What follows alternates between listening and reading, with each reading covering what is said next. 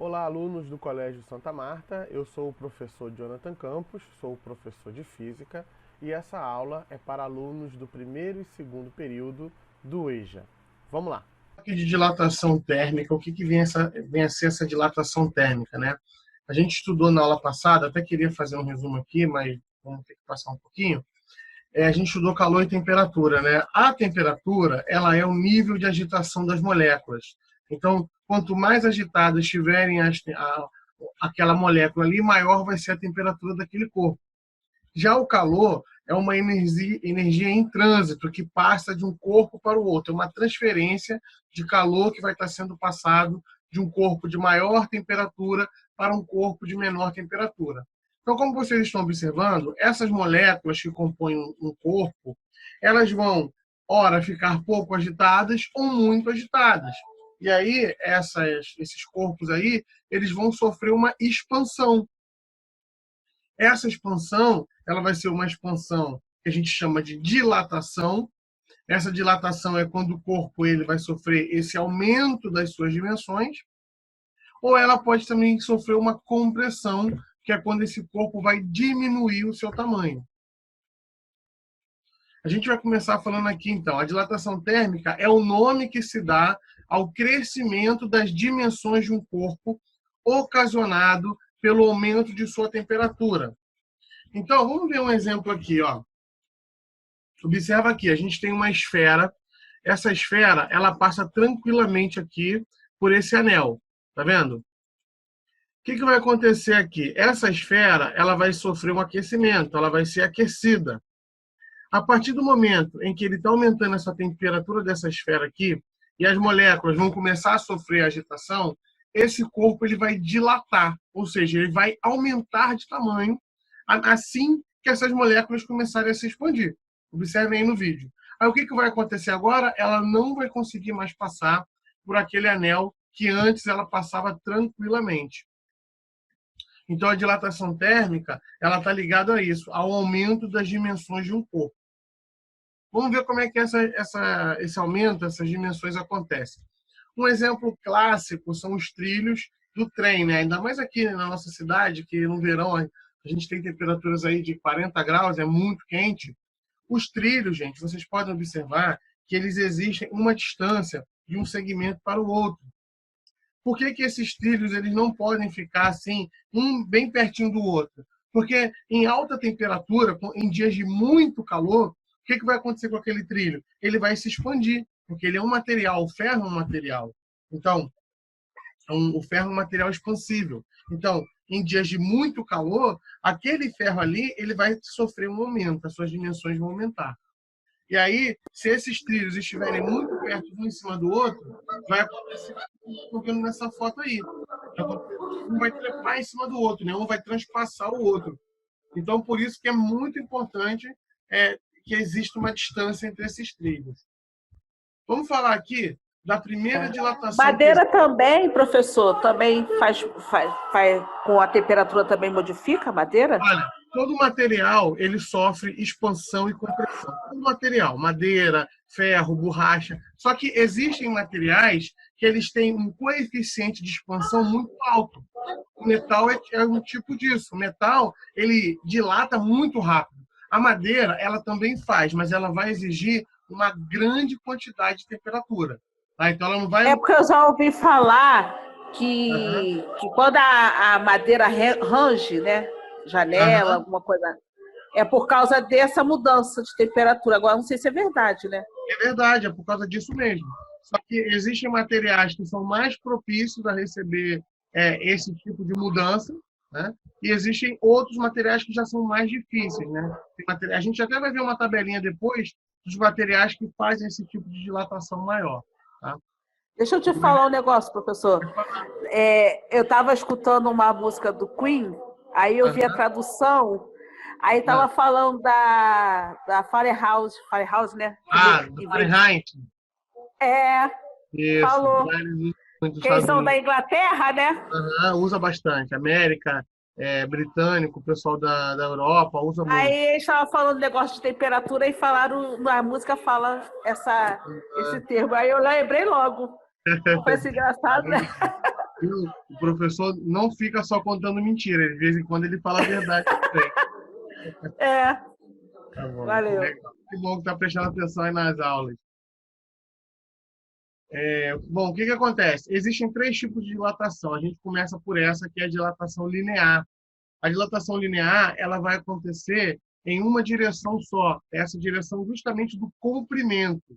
Então, observa aqui, a gente tem essa barra vermelha. Essa barra vermelha, o L significa comprimento. Na física, o L é comprimento. Ela tem esse comprimento L0, quer dizer, comprimento inicial.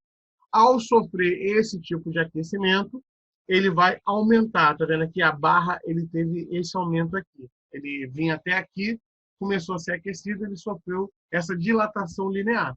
Então, a dilatação linear ela vai aumentar somente em uma dimensão. Tá? Vai ser a dimensão do comprimento. Como é que a gente calcula a variação desse comprimento? Bom, é fácil, né?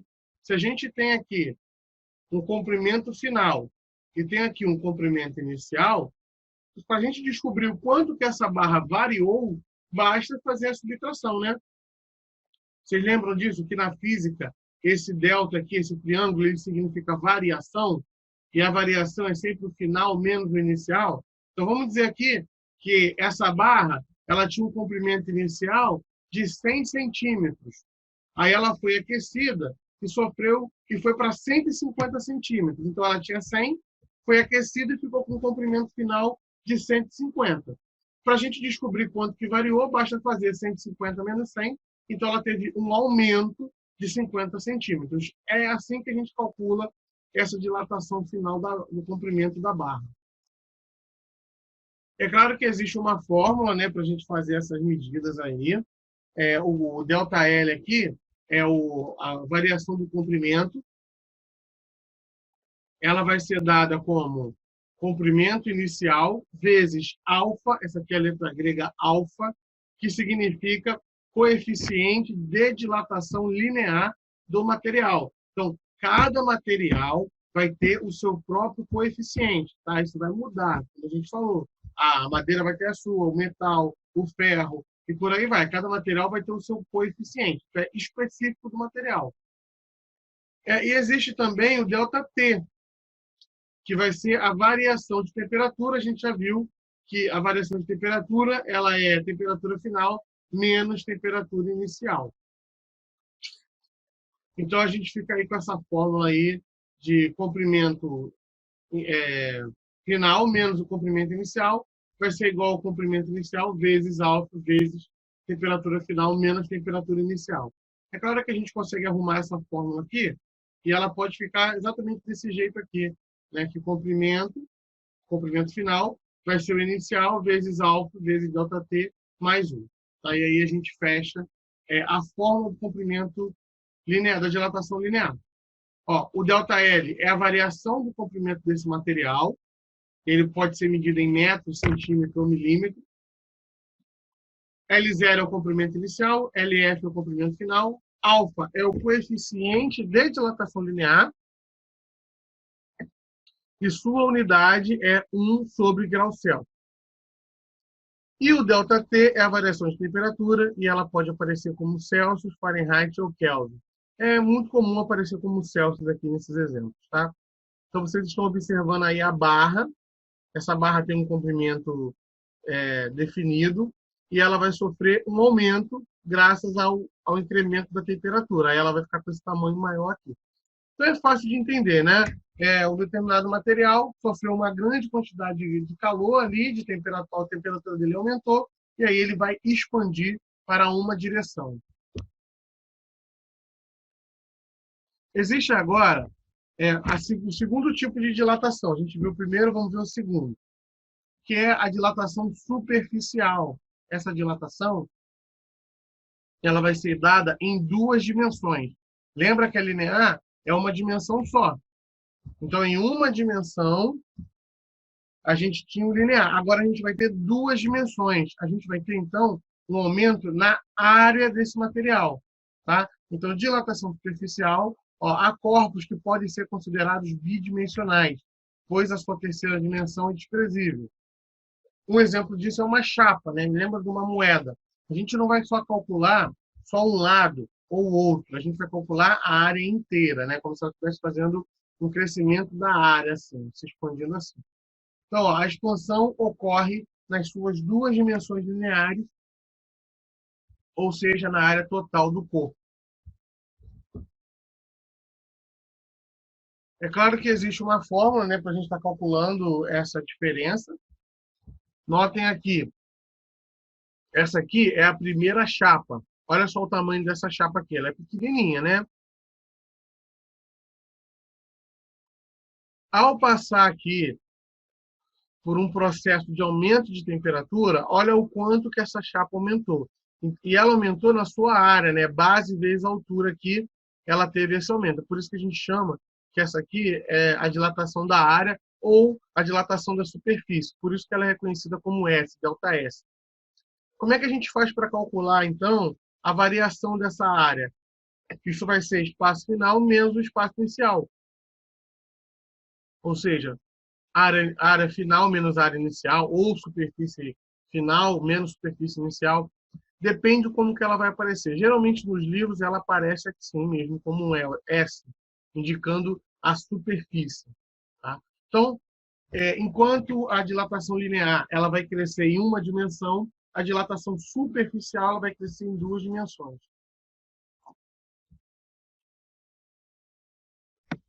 Agora, notem aqui, a fórmula vai ser ΔS é igual a beta, essa aqui é a letra grega beta. Esse beta, ele é coeficiente de dilatação superficial. O que isso quer dizer? Que cada material vai ter o seu beta.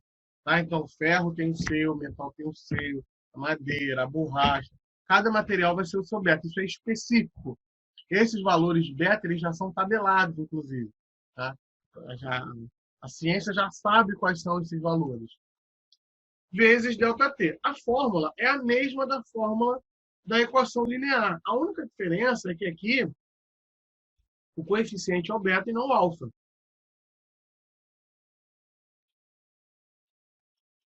Mas podem notar, a fórmula é a mesma. E aí a gente pode trabalhar com dilatação da superfície final é igual à dilatação inicial, ou área inicial, 1 mais beta vezes ΔT. ΔS é a dilatação superficial, B é o coeficiente de dilatação superficial, S é a área inicial e ΔT é a variação de temperatura. Ó, observa aqui, a gente vai ter aqui essa placa, né, essa barra, e aí, à medida que vai dando calor para ela, ela vai aumentar em toda a sua estrutura. Então, a sua estrutura superficial aumentou inteira. Não foi só o comprimento, mas foi a sua estrutura como um todo. E uma coisa que eu quero chamar a atenção é que o beta ele é o dobro do alfa. Tá? Então, todo material vai ter alfa e beta, o mesmo coeficiente. Só que quando a gente fala de coeficiente superficial, o beta vai ser 2 vezes maior que o coeficiente de dilatação do alfa. Isso é meio óbvio, né? Porque o alfa ele é só em uma dimensão, o beta já é em duas. Então, é por isso que ele é o dobro do alfa. Tá?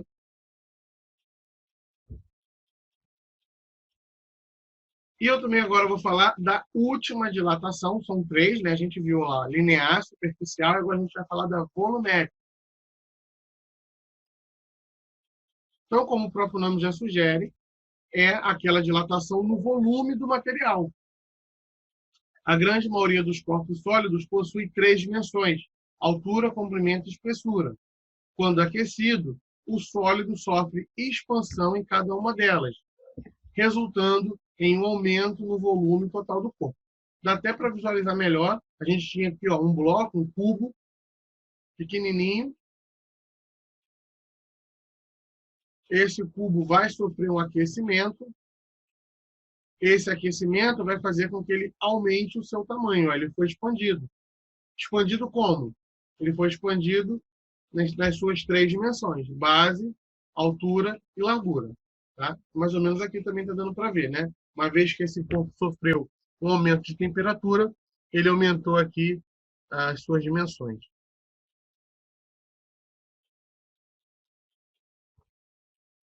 Estão entendendo, gente? Querem falar alguma coisa? Se tiver dúvida, fala aí, tá?